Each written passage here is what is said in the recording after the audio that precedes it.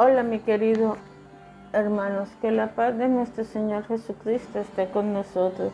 Hoy vamos a escuchar algo muy hermoso, una historia que fue realidad en nuestra historia de Colombia. Era un campesino muy pobre, hijo natural de una lavandera. Viajó de pie de su lejana provincia de Medellín hasta Bogotá. En esta ciudad se empleó como vendedor de gaseosa en una tienda y en los tiempos libres entre cliente y cliente leía y leía.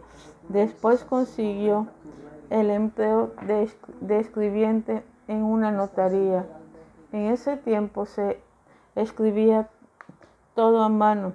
Al amanecer del primer día, cuando muy temprano llegó el notario a abrir la oficina, ya su nuevo escribiente estaba ahí aguardando. Escribió toda la mañana y cuando al mediodía el notario quiso cerrar la oficina, el joven le dijo que pudiera dejarla abierta la puerta porque él no iba a almorzar. Y escribió cuidadosamente toda la tarde redactando documentos, y a las 6 de la tarde, cuando el notario dispuso a cerrar la notaría, el joven se le acercó tímidamente y le pidió con todo el respeto: señor notario, ¿podría usted adelantar el jornal de este día? Es que hoy no he desayunado. El jefe se quedó muy impresionado ante tanta pobreza y tanta consagración al trabajo.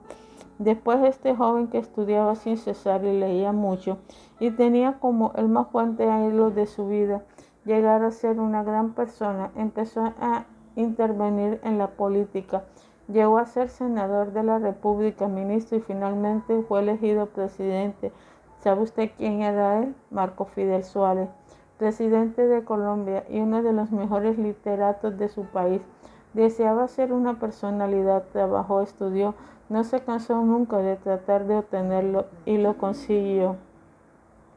Tampoco eso es conocida la anécdota del presidente Marco Fidel Suárez, cuando en una acalorada sesión del Senado de la República, un senador opositor le gritó: usted ha sido siempre un pobretón. Recuerde que cuando llegó a Bogotá venía descalzo con alpargatas, que es el calzado de los pobres, y Marco Fidel le respondió con toda calma: mientras, señor senador, mentira, señor senador, cuando yo llegué a Bogotá no venía descalzo con alpargata porque no tenía dinero para comprarlo, yo venía descalzo. Y así, tan extremadamente pobre, su gran deseo era llegar a ser alguien, que se esforzó para llegar a serlo y lo logró tener. Medios pequeños pero eficaces. El doctor Scheider, especialista en la información del carácter, recomienda practicar ciertos medios que ayudan mucho a formarse mejor, como por ejemplo aprender máximas, frases hermosas, dichos de personas sabias, leer vidas de personas que triunfaron, empezaron desde una vida de pobreza y de falta de todo. Lea biografías de grandes triunfadores y analice por qué lograron triunfar. Escribe en una libreta o agenda o cuaderno o en su computador o en su teléfono las experiencias positivas y negativas de la vida diaria.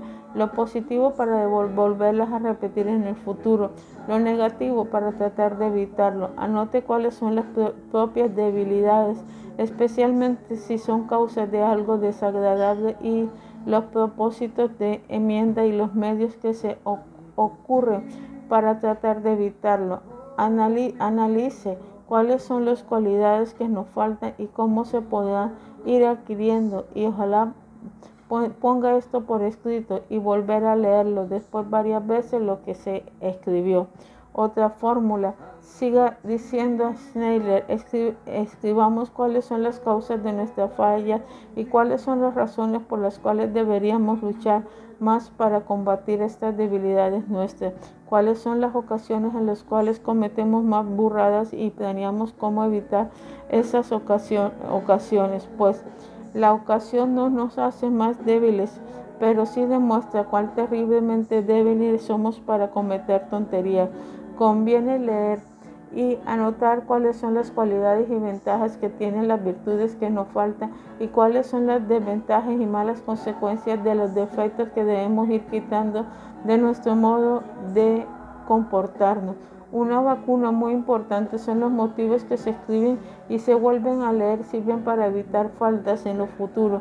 Cuando llega una tentación o una ocasión de pecar, si leemos lo que hemos escrito acerca de la fealdad del pecado y de la belleza de la virtud, la consecuencia será que aunque cometamos la falta, quedará una desilusión profunda de que no va a ser útil para no seguir reaccionando en esa mala conducta. Hay que leer y anotar datos de cómo hacer para evitar cierta falta y por qué hay que evitarla. Para esto puede ser de gran utilidad leer el impactante libro de la Biblia. Es impresionante evitar muchas caídas vergonzosas, sobre todo el libro de Proverbios, que te enseña a cómo debes estar.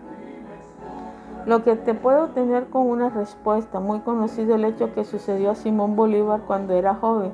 Fue enviado a Europa a estudiar en España. Se dio cuenta de que los jóvenes de su edad allá valían más que él, aunque eran mucho más pobres. Bolívar era de una familia muy rica. Cuando muera será totalmente pobre, pero ¿por qué había gastado todos sus bienes para conseguir la independencia de varias naciones? Preguntó a su perseguidor, que era filósofo Simón Rodríguez. ¿Por qué, si él era más rico que los españoles, ellos tenían más personalidad? El profesor le prometió que más tarde le daría la respuesta. Luego viajaron a Francia y allá Bolívar constató que varios jóvenes franceses eran menos ricos que él y que varios latinoamericanos, pero tenían más personalidad. Le volvió a preguntar a Rodríguez cuál era la causa de esto y el precepto le prometió darle respuesta más adelante. Al llegar a Italia, de nuevo Bolívar constató que los italianos, siendo más pobres que él, tenían más personalidad. ¿Por qué?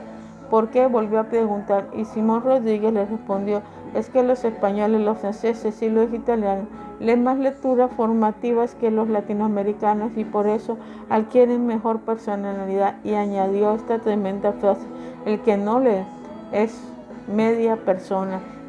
Y dicen las crónicas que allí en Roma, el joven Bolívar, al oír esto, le dio un fuerte puñetazo en la mesa y exclamó: yo nunca seré media persona, prometo por mi honor que no pasará un solo día de mi vida sin leer algo que me sirva para formar mi personalidad. Y lo cumplió muy bien.